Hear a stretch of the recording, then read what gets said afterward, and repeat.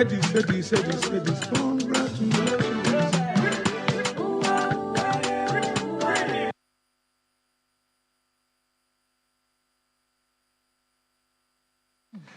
thank you very much for remaining with us.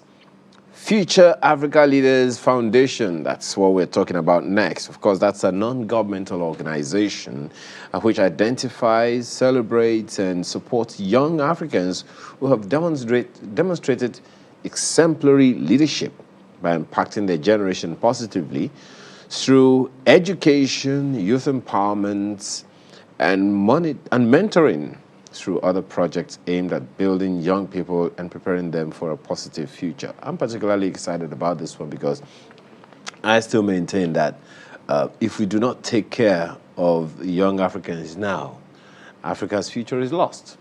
And it's also something I've heard a number of African leaders talk about. But let's talk to the young people themselves. Tony Olumulu Foundation, he ends that promo by saying, the future of Africa is in your hands. And that's... You just echoed that again. And no, I said that because, I mean, let me not begin with my own lamentations. Well, Programs and Operations Officer of Future Africa Leaders Foundation is here with us this morning, Pastor Ayodele Adedeji. Thanks for joining us today. Thank you very much. Good morning. He is here in company of Nevis Zumitia, who is the 2021 Future Africa Leaders Awards as Fala Star Prize winner. Thanks for joining us today. Thank you so much. As well as Ms. Anna Maneno, who is Fala winner, 2021 Fala winner from South Sudan. Man, I like this smile. I wish I could just recognize or represent South Sudan. Thanks for joining us today. Thank you, sir. Incidentally, Gwe Michael Wawa is also with us, but he's not on set. So he is the 2020 winner, Star Prize winner. But let me begin. From Cameroon. From Cameroon. Oh, by the way, Nevis is from Cameroon. Thanks for joining us today. Thank you. Let me begin with you, Pastor Adedeji. Tell us about this Future Africa Leaders Foundation. A number of people know about it, but all they do is know about it, not really much. Thank you very much. I'm grateful to be on set today, this morning, and I firstly want to say a big thank you to our president, the patron of the Future Africa Leaders Foundation by the name Reverend Dr. Chris Oyakilome. Pastor has done a lot through young people and has invested so much in young people across the continent, Africa. And our inspiration, firstly, is connected to the fact that Africa houses or accommodates the largest young number of people around the world. How do I mean? When you look at statistics, almost 60% of Africa's population is under 25, and that ranks Africa as one of the largest or one of the world's youngest population around the world. You know, so it means that Africa. It means that young people should be given attention. Young people should be given the opportunity to express themselves. And the need for the Future Africa Leaders Foundation. At the Future Africa Leaders Foundation, we do many things, but one of the major things we do is to explore great potentials, because we know young people have the potential to bring transformation to their world. Okay. Well, let me ask you, these young people that you have pointed to. I shouldn't have actually come to you first. I should have done ladies first today. Anna, let's begin. What's your own specialty? Part of what the foundation aspires to do is to nurture financial, political, technological, intellectual, and economic greats who are inspired to discover and execute sustainable solutions to Africa's challenges. What's your own interest? Thank you, sir. Thanks for this opportunity. First of all, I would like to appreciate and thank the founder and the president of the Future Africa Leaders Foundation, that's Reverend Dr. Chris Oyakhilome, for this privilege right away from South Sudan for me to talk in Nigeria. Pastor always says the future of Africa is in our hands. And if you notice that Africa is one of the richest continents on planet Earth, but people have victimized themselves. Most of the Africans have victimized ourselves. When I say Africans, it means to our smallest communities. We have so many opportunities. We have so many things that we can do beyond what the government can do. But then something I've realized about us is fold our hands and then complain about the government. Oh, the government has not done this. The government is not doing this. But then you've not asked yourself, what have you done that the government needs to contribute its own? Now, like, take the aspect of South Sudan. The news about South Sudan is always the negative news. But then there's something good in South Sudan. Thank God I'm on site to know there's something good about South Sudan. But then because the outside world is the one that exposes what is out. But then I come to myself, should I also fold my hands and complain that the government isn't doing anything? Should I also be the person who will send the propaganda that there's killing, there's insecurity? What else can I do? So that's why I got out from my comfort zone to reach out to others, to the needy, to the refugee camps, to do the different activities that I do, because I feel I am the future of Africa. What are some of those things that you did? I did mentorship programs with the adolescent age girls. I reached out to the refugee camps in Uganda. I organized sports activities, reproductive health with the women, educational help, because there was a school I went to and I realized out of the 1,020, there were only 20 girls in the total school. It hit me so hard. So I had to reach out to the different communities. There was a time we had to do filming to reach out to a big audience. So we produced the film and went to every zone, because in a camp there are different zones, like regions. So reach out to them. Then back in South Sudan, I was part of the active members of the South Sudan Youth Fight Against COVID-19. Through that, we were able to reach out to different communities, sensitize them, but then we realized it wasn't enough. Reach out, giving them food. We raised... Wait, Anna.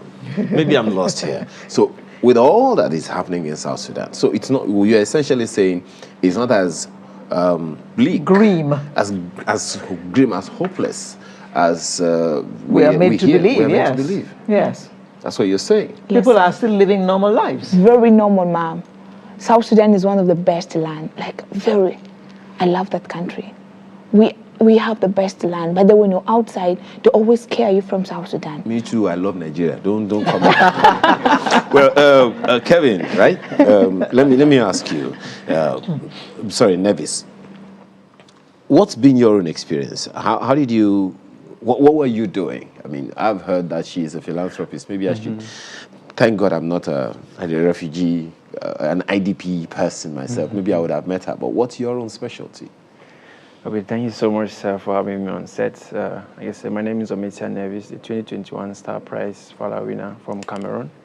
It's a great honor to be here to share with you my story, my journey.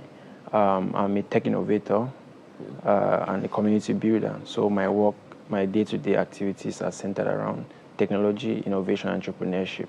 I would like to start by thanking the president of the Future African Leaders Foundation for the great vision he has installed in raising young future African leaders in transforming Africa. So we are a product of that vision, and we are being an example to other young people to tell them that there is hope for Africa. We are that light, and Africa can only be built by Africans. So my day-to-day activities are centered around doing training programs with kids.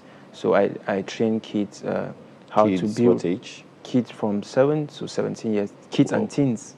How to And teens, okay. Teens, yeah, how to build robots. You know, a lot of times we see things on TV, we feel like, oh, these things are only done by whites.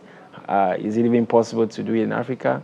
But with the little resources that we have, like she just said, we cannot sit back and complain. We can't sit back and complain. We have to be at the forefront. But Nevis, one of the questions that comes to my mind is, you know, a good number of people say that young people are largely laid back. Many of them just want to, what's the word we use? Blow. In local parlance in Lagos, they say jackpot. They just want to get out of the country, get out of the continent altogether and all of that. So how are you able to tell these teens? Because I'm pretty sure that the 20-year-olds, 30-year-olds, they've been hearing them say, look, we want to get out of here. And you are saying you're able to persuade them to wait. How are you able to do that?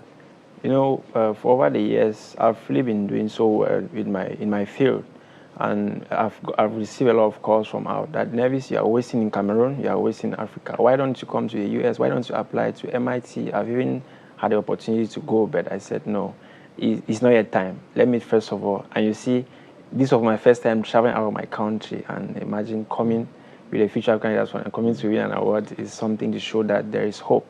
If I'm in Cameroon, if I'm in Africa, I can still do everything that if I go out there in the US, in the UK, wherever I am, I can still do it.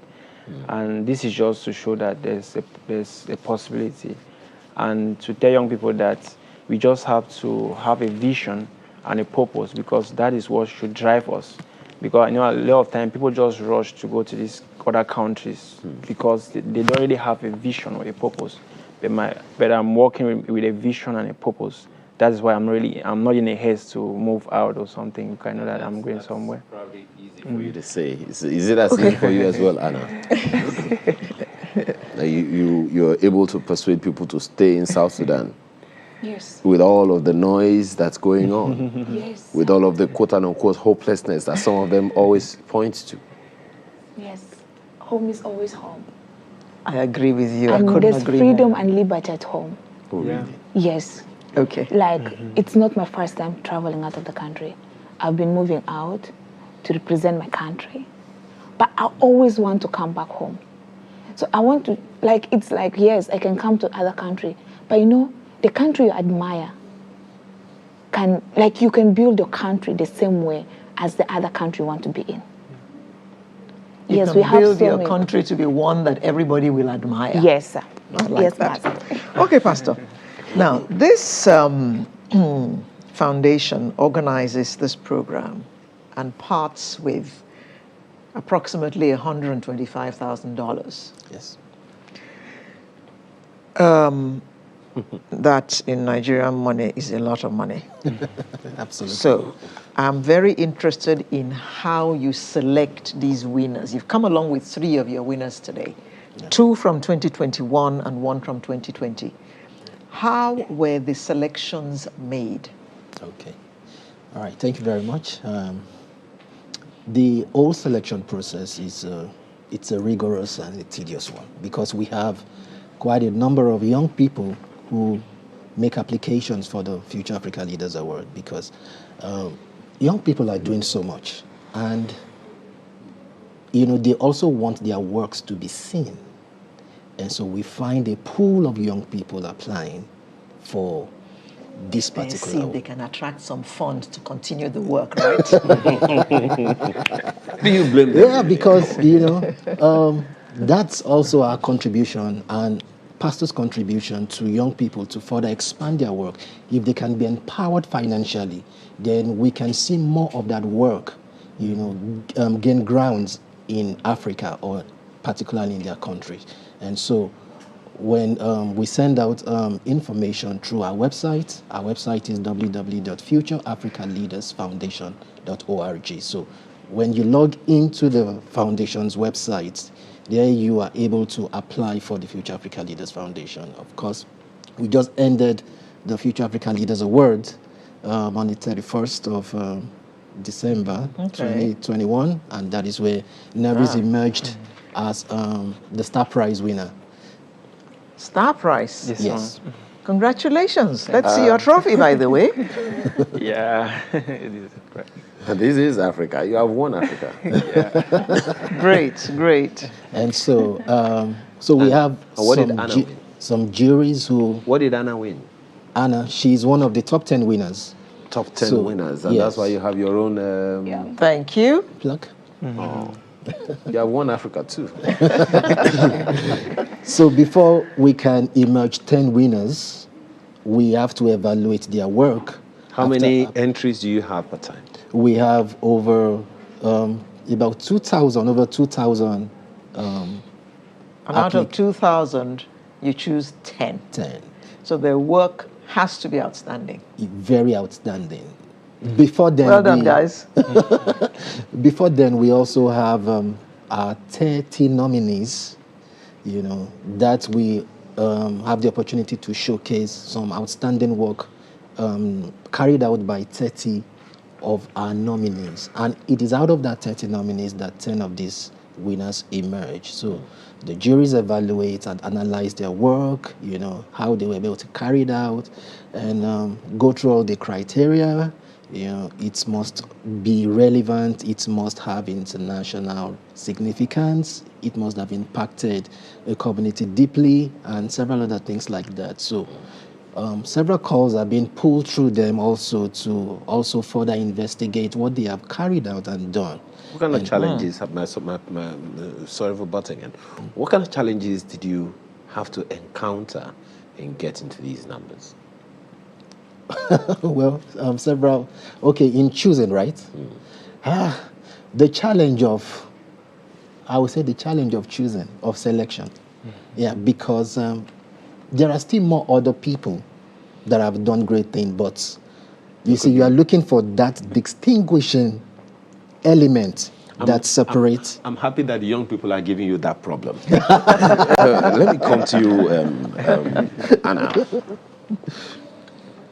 In speaking in encouraging other young people, both of you will speak to those, but in encouraging other young people, first of all, speak to the reality of the challenges that young people have and why many of them are disillusioned. How have you been able to circumvent that? One thing is the mind. The mind is the most powerful thing before you can do anything. When you realize, when you discover yourself and realize what you really needed, there's a way how you get out to get a solution. I also blame we young people. The social media world has robbed us of our wisdom. There's so much into social media than reading. Reading is powerful because life is full of choices, and the choices shall be based on the knowledge you have. But you see, the mind thing that you talked about is also a function of the environment or what is available to them. Nevis, you agree with that? Yes. That it's a function of what is available to them and the information that they are influenced by, is in their environment. High level of poverty, hopelessness, policies of government that doesn't seem to support them at various levels in Africa. So convincing the young people, the young African, to not be disillusioned must be a tough work. What would be your recommendation, especially with this impetus of an award that you have?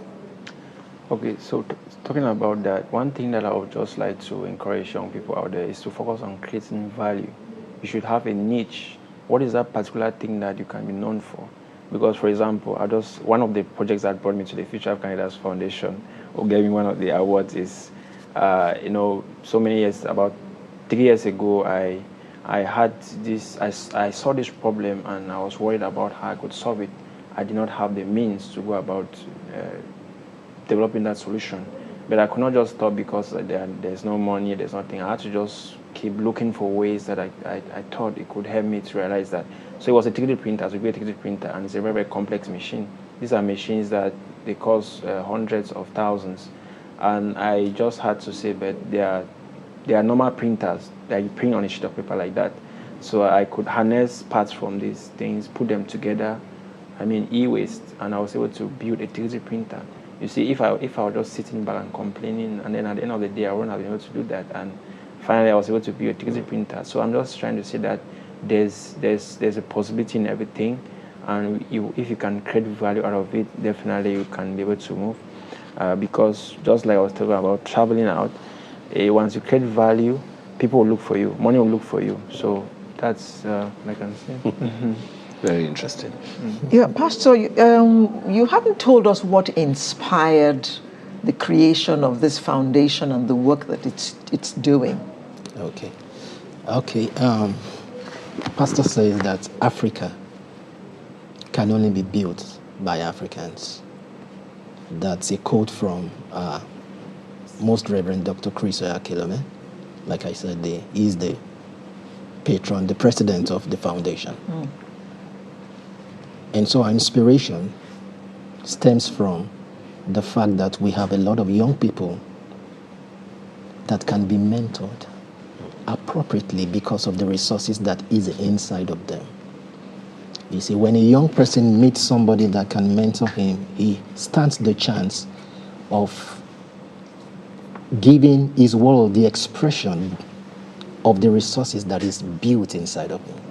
He never spoke about the fact that he's a tech innovator. I mean, if we were just sitting down there and allow young people to just flit around or, do nothing or not engage them, we wouldn't have gotten him. So Pastor deemed it fit to set up this foundation so that we can explore the potentials of young people. Because we know that Africa has a whole lot of resources, and that resources is plugged into the heart of the young people. And so for us to be able to bring solution to Africa as a continent, we need to mentor them, we need to build them, we need to explore that potential, we need to It definitely is a tough work. It's incidentally, and I don't know how, I'm not going to ask you this question, but it's a fact that the 2021 Future Africa Leaders Awards, Nevis, that we spoke with earlier, is from Cameroon. Yeah. So also the 2020 Future Africa Leaders Awards, Gwe Michael Wawa, is also from Cameroon, and he's joined us as well. You are the old winner. Yes, sir. And it just so happens that both of you are from Cameroon. Are you also a tech, what's that word again? Tech innovation. I'm winner. actually into tech too. You're also into tech. Tech and agriculture. Tech and agriculture. I'm interested in that. Okay. What did you do? Okay, thank you so much for this opportunity to be on set with you. I also want to thank the president of Future Africa Leaders Foundation, Reverend Dr. Chris, for the investment which is having the lives of young people across Africa. I've benefited so much from this investment, and I'm actually helping others to realize their potentials as far as what Africa has for them. Oh, you come to that. Tell us about the agriculture part first. As concerning agriculture, basically we are into plantain value chain addition. So we have invested so much. I've invested so much in my team on plantain value chain. What do you call plantain in Cameroon? Details. What do you call it in your town? Why are you laughing? In my town, we call it dodo. We call it ikpekere. What do you call it in your? No, we have dodo. And the crunchy part is what we call ikpekere. What's your own? Well, we just generally call it plantain. Even in native language, they have to use plantain as. Okay, what do you do to the plantain? Now we transform plantain into plantain flour. And we also have plantain chips that we make from plantain. Okay. Yes, and That's what we call it, the plantain chips. The plantain chips. So, but the project actually we had to train, because there are many students who don't know how to set up plantations, but they are studying agriculture in university. So we had to build a training facility where we can train them on modern techniques. Now, traditionally, you have to remove one sucker from maybe a tree that has 3 suckers around it. But we had to come up with innovative techniques that you can use a small sucker and produce 10 or 15 or 20. So with that 20, you can easily set up a plantation with 1,700 plantain suckers. So with that technique, we had to train many other students. What did you call them? Plantain suckers? Suckers. Suckers? Yes, plantain suckers. They're small plantlets. What you actually have to plant one after. When you see big plantations that have thousands of plantain, they don't actually move from one stalk to another. They have to do some propagative techniques. So we're training youth on those techniques, and when you actually produce that way, you can now start selling to big people who have big plantations. You can also set up your plantation. One of the things I did when I received my own grant from the Future Africa Leaders Foundation was to set up my own plantation. I bought 10 hectares of land, and so far I've already planted 2 hectares with plantain. How much was your prize, by the way? I received $35,000. $25,000. $35,000. $35,000. Okay. Now, how has this award impacted you and the work which you're doing? Apart from, okay, you spent the money buying land. Fine. Now, first of all, the award gave me a higher voice. Sometimes when you're talking to young people that you can be this special, you can be this innovative, they don't believe you if they don't know that you have been recognized. With the African mindset, in fact, with the Cameroonian mindset, they want to believe someone when they know this person has been on an international platform. I've been to... And here you are on international television. Thank you so much for the opportunity. I attended the Tokyo International Conference for African Development in 2019 in Yokohama, Japan. And when I came back, I was carrying out activities, but many people were not really seeing it as something very valuable. But now, actually seeing that this young man who has been doing this thing for this long time has been recognized on a global platform. People were calling me from different countries all across the globe. Now, when you tell someone that, okay, this is what made me to reach this level, a young person seeing that is enough inspiration. And with that inspiration, we're able to reach many more youths. When we get to university, we tell university students, okay, we can do this, this, and this. You see them rallying behind you without doing any. So we have actually received that platform where we can inspire many more youths. And not just inspiring them, but giving them the opportunity. Because I can tell you, you can start up an agricultural venture. But if I don't show you the way, if I don't have an enabling environment for you, you end up doing nothing. So we've received that platform to create inspiration. And we've also received the enabling environment to engage many other youths into... So that's what you have done over the past 1 year? Absolutely. Okay. What are your own aspirations, Anna, in the next 1 year? Are you going to also go to Japan, South Sudan, Germany, and all of this? I think before I've gone back to my country, I've been asked to be one of the speakers in the United Nations General Assembly on peace process, because I've been to their platforms. Did that also affect how people perceived you back in South Sudan? When I talk, I do filming. Okay. I'm an actress. So there are people who watch my movies. When I get excited wanting to know about, so I don't use it to talk to them how excited I am as an actress. I use it to change their mindset and their lifestyle. This award, I know it's something beyond, because when I was part of the You Lead One Young Africa, I happened to be with the former president of Tanzania. The honor he gave me, the recognition, I was appointed. I was allowed to be part of our parliament. I'm not in any political seat, but I was allowed to be a representative of the young women of South Sudan. So with this, I know the doors that have been opened are beyond what they've already opened. Congratulations to all the winners, first of all. Congratulations to all of them. When I met the other 9, I asked myself, we're only 2 ladies. I asked myself, how did I win? Because, oh goodness, Africa has talent. The work that they have done in the communities is just beyond. It's all amazing. Like you're inspired, like you've not done enough. I was already doing the mentorship program, reaching out to schools, talking to the youths, to the young people, changing their mindset, how we can build South Sudan. Just like the news I've had, we can change that narrative. After 1 year, you'll hear a different story about South Sudan. So I am going back as one thing I'm going to really encourage the young people to do is agriculture. Because majority of our food in my country is being imported. Agriculture is taken lightly. And now imagine I go back, talk to them about poultry, talk to them about a plantation.